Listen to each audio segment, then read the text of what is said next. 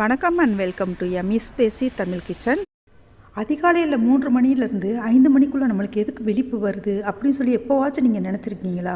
எல்லாருக்கும் இது வர்றது இல்லைங்க. நம்ம தெய்வத்துக்கும் நம்மளுக்கும் இந்த பிரபஞ்ச சக்திக்கும் நம்மளுக்கும் நேரடி தொடர்பு இருக்கிறத காட்டுறதுக்கான அறிகுறி தான். பிரபஞ்சம் நம்ம வாழ்க்கை உயர்ந்த நிலைக்கு கொண்டுட்டு போகிறதுக்காக நம்மளும் தொடர்பு கொள்ள வேண்டிய நேரம் அது. இது எல்லோரும் தூங்குறாங்களே, எல்லாருக்குமா அந்த நேரத்தில் விழிப்பு வருதுன்னா அப்படிலாம் இல்லைங்க. உங்களுக்கு விழிப்பு வருது அப்படின்னு சொன்னால் நீங்கள் இந்த பிரபஞ்சத்தால் தேர்ந்தெடுக்கப்பட்டவர்கள் அப்படின்னு சொல்லிட்டு அர்த்தங்க.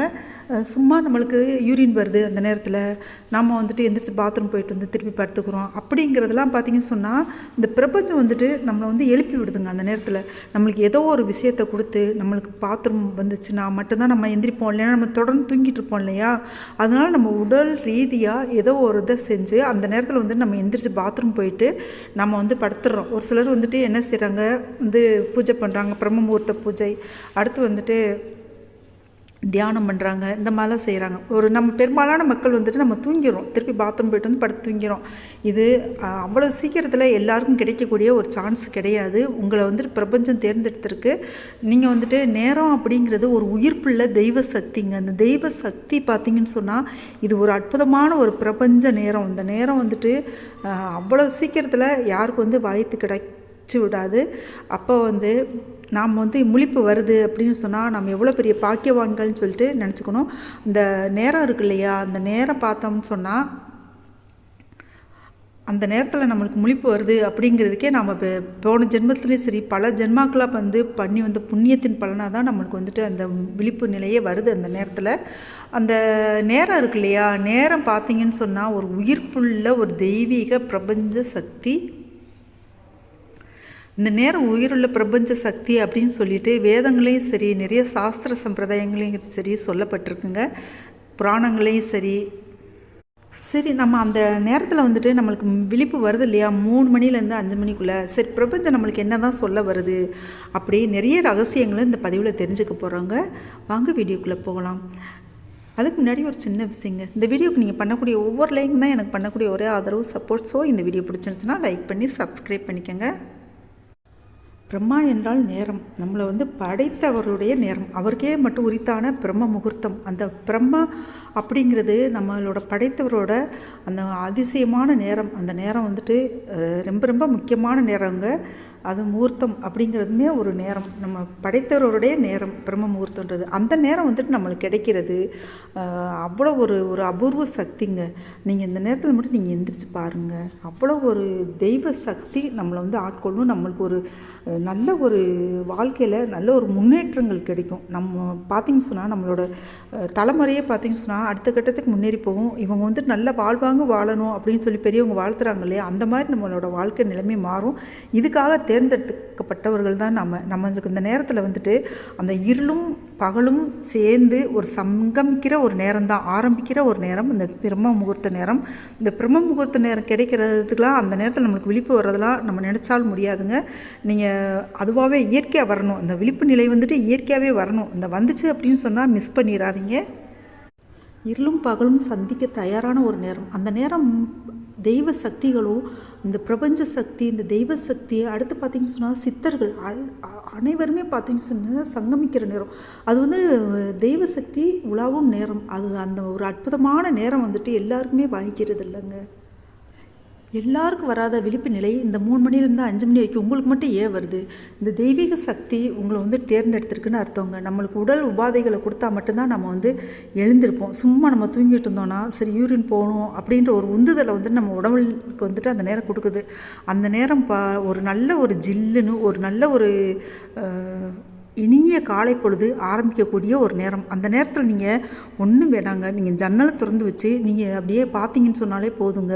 அப்படியே ஒரு நல்ல ஒரு தெய்வீக உணர்வு நம்மளுக்கே உருவாகும். எனக்கே சில சமயங்களில் இந்த மாதிரி நடந்திருக்குங்க.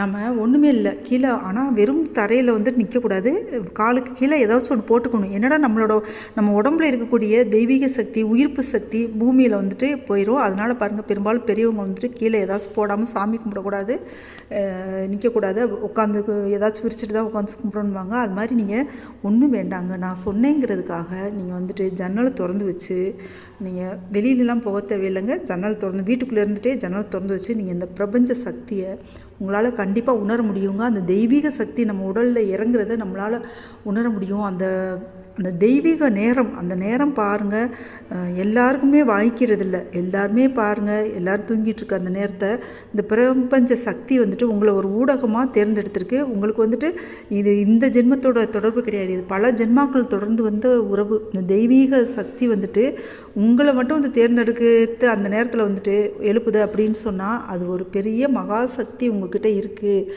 உங்கள் வந்துட்டு நீங்கள் பல ஜென்மாக்களை பண்ண புண்ணியங்கள் காரணமாக தான் உங்களால் இந்த நேரத்தில் எந்திரிக்க முடியுது. எல்லாருக்கும் அந்த அந்த விஷயம் வந்து வாய்க்கிறது இல்லைங்க. நீங்கள் எத்தனையோ ஜென்மா கடந்து வந்திருக்கீங்க. அத்தனை ஜென்மா கடந்து வந்துட்டு அப்போல்லாம் பண்ண ஏதோ நல்ல விஷயங்களால் தெய்வம் வந்து உங்களை தேர்ந்தெடுத்திருக்கு. இந்த பிரபஞ்ச நேரத்தில் உங்களை வந்துட்டு எழுப்புறதுக்கு உங்களோட உடலை வந்துட்டு ஒரு ஊடகமாக பயன்படுத்துது. நீங்கள் பாத்ரூம் போக தூண்டுதலாக வந்துட்டு தாங்க நீங்கள் வந்துட்டு அந்த நேரத்தில் பாத்ரூம் போகிறது. இது நம்ம ஏதோ ஒரு பெரிய வியாதி வந்துருச்சோ, நம்மளுக்கு இந்த நேரத்தில் வந்துட்டு பாத்ரூம் வருது, எழுப்பி எந்திரிச்சு போகிற மாதிரி இருக்கே அப்படின்லாம் நீங்கள் நினைக்க தேவையில்லைங்க. இது வந்து பிரபஞ்ச சக்தி உங்களை வந்துட்டு ஒரு ஊடகமாக தேர்ந்தெடுத்திருக்கு. நீங்கள் வந்துட்டு ஒரு நல்ல நிலைமைக்கு மாறணும்னு சொல்லி விருப்பப்படுது பிரபஞ்சம் அப்படின்னு நீங்கள் வந்து அர்த்தமாக வந்து எடுத்துக்கணுங்க. சரி, இவ்வளோ நாளாக வந்துட்டு நீங்கள் 3 மணிக்கு எந்திரிக்கிறீங்க, 3 மணிலேருந்து 5 மணிக்குள்ளே எந்திரிக்கிறீங்க இல்லையா, அந்த பாத்ரூம் போயிட்டு வந்து படுத்துடுறீங்க. இதை வந்து நீங்கள் உங்களுக்கு புரியாது இல்லையா? இப்போ இந்த பதிவு பார்த்த முன்னாடி உங்களுக்கு புரிய ஆரம்பிச்சிருக்கும். இந்த தெய்வம் வந்துட்டு உங்களுக்கும் தெய்வத்துக்குமான ஏற்படுத்தி கொடுத்த ஒரு சந்திப்பு வந்துட்டு நீங்கள் இழந்துக்கிட்டு இருக்கீங்கன்னு சொல்லி அர்த்தங்க.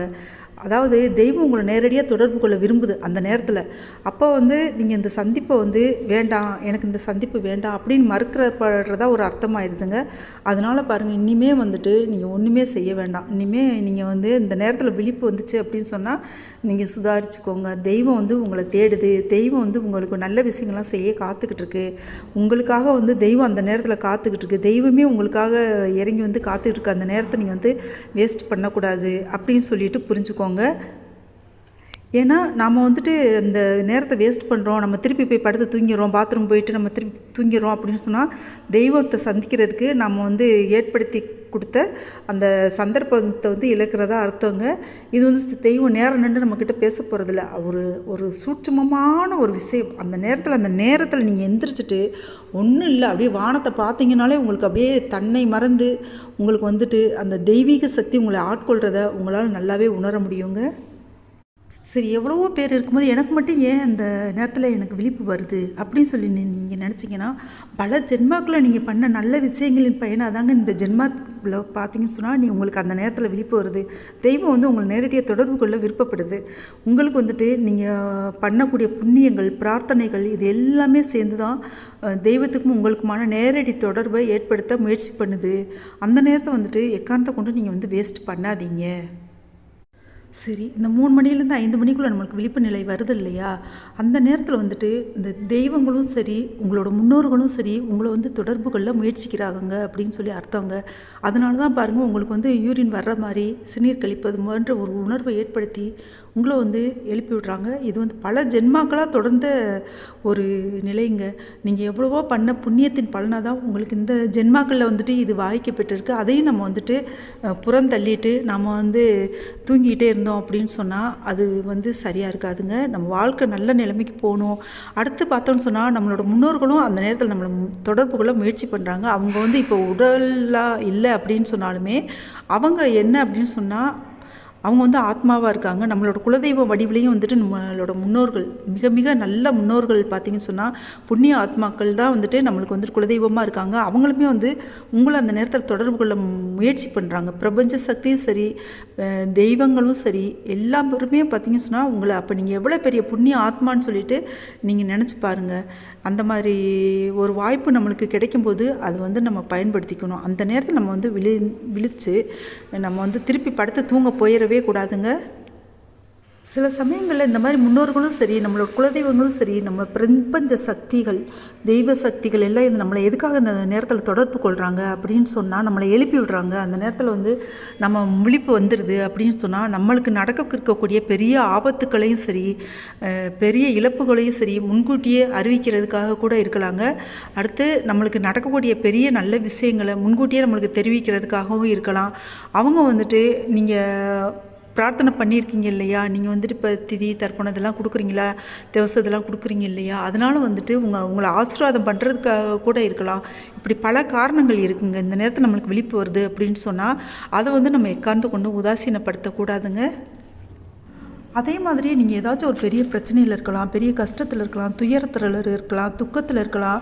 இந்த மாதிரி நேரங்களில் அவங்க வந்துட்டு உங்களுக்கு ஆறுதல் சொல்கிறதுக்காக கூட உங்களை வந்துட்டு தேடி வரலாம். அந்த நேரத்தில் நீங்கள் எந்திரிச்சு இந்த பாத்ரூம் போகிறோம், நம்மளுக்கு யூரின் வருது, போயிட்டு நம்ம வந்து படுத்துக்குவோம் அப்படின்னு நினச்சிங்க அப்படின்னு சொன்னால் அவங்க உங்கள் கூடவே இருக்காங்க. அந்த நேரத்தில் வந்துட்டு உங்களுக்கு மிக மிக அருகிலேயே இந்த பிரபஞ்சம் இருக்குங்க. பிரபஞ்சமும் சரி, தெய்வங்களும் சரி, குலதெய்வங்களும் சரி, உங்கள் முன்னோர்களும் சரி, எல்லாருமே இருக்காங்க. உங்களோட இஷ்ட தெய்வங்களும் இருக்காங்க. நீங்கள் மற்ற நேரத்தில் நீங்கள் கோயிலாக போயிட்டு எங்கெங்கேயோ போயிட்டு யாரையோ தேடி போய் நீங்கள் வந்துட்டு உங்களோட பிரார்த்தனைகளையும் உங்களோட கஷ்டங்களையும் வைக்கிறதுக்கு பதிலாக இந்த பிரபஞ்ச நேரத்தில் தியானத்துலேயும் சரி, நேராகவே நீங்கள் வந்துட்டு ஒரு துணியை, ஒரு போர்வை ஏதோ ஒன்று விரிச்சிட்டு உட்காந்து நேராகவே நீங்கள் பேசலாம். உங்கள் முன்னோர்கள்ட்ட பேசலாம். கண்ணை இறுக்கி மூடிட்டு தனியறையில் உட்காந்து யாருக்கும் டிஸ்டர்ப் பண்ணாமல் கிழக்கு பக்கமோ வடக்கு பக்கமோ மேற்கு பக்கமோ பார்த்து திரும்பி உட்காந்துட்டு நீங்கள் ஒரு அமைதியான சூழ்நிலையில் நீங்கள் தெய்வங்கள்ட்ட என்னென்ன பேச முடியும், இல்லை உங்கள் முன்னோர்கள் உங்கள் பக்கத்தில் இருந்தாங்கன்னா என்னென்ன பேச முடியும், எல்லாமே பேசலாம். அந்த விஷயங்களுக்கு எல்லாமே தீர்வு கிடைக்கும். இந்த மாதிரி நம்மளை அந்த தெய்வங்களே தொடர்பு நினைக்க வேண்டிய இந்த பிரபஞ்ச நேரத்தை நம்ம வந்து வேஸ்ட் பண்ணக்கூடாதுங்க. நம்ம வந்து குறைஞ்சது ஒரு அரை மணி நேரமாச்சும் இந்த 3 மணிலேருந்து 5 மணிக்குள்ளே நம்மளுக்கு என்னென்ன பிரார்த்தனைகள் இருக்குது, என்னென்ன வேண்டுதல்கள் இருக்குது, நம்ம முன்னோர்கள்ட்ட பேசணுமா, நம்மளோட இல்லை நம்ம தாய் தந்தை இல்லை அப்படின்னு சொன்னால் அவங்கள்ட்ட பேசணுமா, இல்லை நம்மளோட குலதெய்வங்கள்ட்ட பேசணுமா, நம்மளோட இஷ்ட தெய்வங்கள்ட்ட பேசணுமா, இல்லை நம்ம விருப்பப்படுற எந்த ஒரு தெய்வத்துக்கிட்டையும் பேசணுமா. நீங்கள் ஒன்றும் இல்லை, உட்காந்து தியானம் பண்ணுங்கள். அப்படி இல்லை அப்படின்னு சொன்னால் ஒரு ஏதாச்சும் ஒரு துணி நல்லா விரிச்சிட்டு அந்த உட்காந்து நீங்கள் வந்துட்டு மனசார பேசுங்க. அந்த நேரத்தில் வந்துட்டு அவங்கக்கிட்ட ஒரு சூட்சமமான உருவில் அவங்க வந்து நீங்கள் பேசுகிறது எல்லாமே கேட்குறாங்க. அதுக்கு வந்து ரொம்ப சீக்கிரமாகவே தீர்வும் கொடுப்பாங்க. இது நிறைய பேரோட வாழ்க்கையில் நடந்த அற்புதங்கள்ங்க. இந்த கட்டாயமாக வந்து செய்யுங்க. இதை வந்து உதாசீனப்படுத்தாதீங்க. நீங்கள் வந்து பல ஜென்மாக்களை கடந்து வந்திருக்கீங்க. இந்த விஷயத்துக்காக இந்த பிரபஞ்ச நேர சந்திப்புன்றது எல்லாருக்குமே வாய்க்கிறதில்ல. நீங்கள் சொல்ல முடியாது, கோடியில் ஒருத்தராக கூட இருக்கலாம். அதனால் பாருங்கள், இந்த நேரத்தில் வந்து உங்களோட தெய்வங்கள்கிட்ட நீங்கள் மனசுருகி பேசுங்க. நீங்கள் ஒன்றும் வேண்டாம், நீங்கள் வந்துட்டு ஒரு ஜன்னல் ஓரத்தில் போய் நின்றுட்டு கீழே ஒரு துணியை விரிச்சிட்டு அது மேலே ஏறி நின்றுட்டு ஜன்னல் திறந்து வச்சுட்டு நீங்கள் வானத்தை பார்த்து அந்த பிரபஞ்ச சக்தியை மனசில் உள்வாங்கிட்டு நீங்கள் என்ன பேசணுமோ, தெய்வத்திட்ட பேசணுமா, யார்கிட்ட நீங்கள் தெய்வ சக்திக்கிட்ட பேசணுமா, இல்லை முன்னோர்கள்ட்ட பேசணும், இல்லை உங்கள் குலதெய்வங்கள்ட்ட பேசணுமா, நீங்கள் வேணுன்றதை கேட்கலாங்க. என்ன ஒரு பிரார்த்தனை இருக்கோ அது தெய்வத்துக்கிட்ட நீங்கள் வந்து தாராளமாக கேட்கலாம்.